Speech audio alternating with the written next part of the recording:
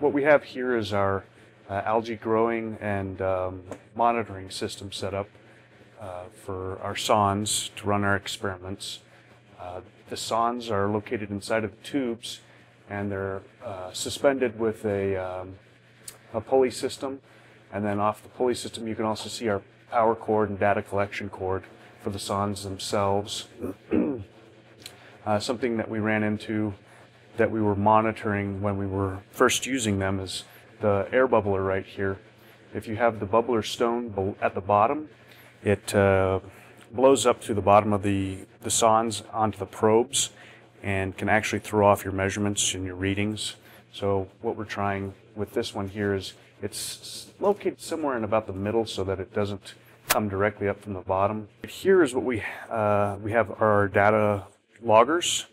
These right here make it possible to record data for hours, weeks, months, depending on how they're set up. On the back side, what we have here for the power, while we're in the lab, so we have this power cord here that we can just go ahead and hook into the power strip that's connected to the back of the entire unit here.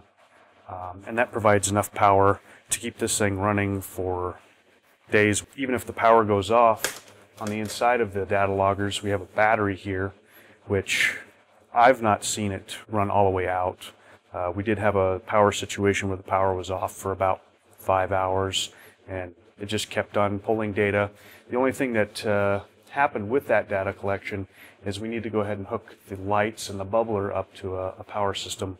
That way, if the power goes out, these systems will keep running, and we'll continue to get accurate data collection. On the inside, we're set up to be as simple as possible for any student to come in, easily use them without having to do anything complicated. If they stay running continuously, you can record where we're at right now, which is 5-minute intervals.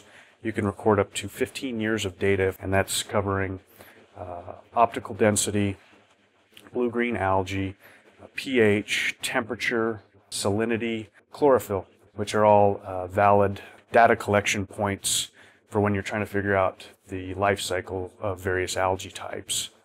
And so over here, we have the tablets that connect all of this. On these tablets, we have Excel spreadsheets, and the data logger just transfers over the data from the logger into the Excel spreadsheet so you can see everything broken down into whatever your parameters are. And the nice thing about this is,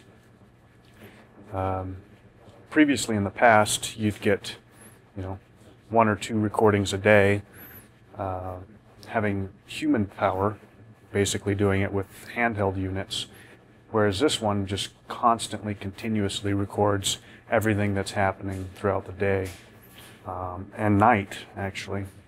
With these data loggers here, they have the option of connecting a cell phone modem to them, a local area modem to them, which is what we have connected right now. But if you look right here, this is for a cell phone modem. So if we wanted to or needed to, we could put this out in the field, secure it, and activate a phone service, and we wouldn't even have to show up to collect the data in person. We could collect it from the lab or the school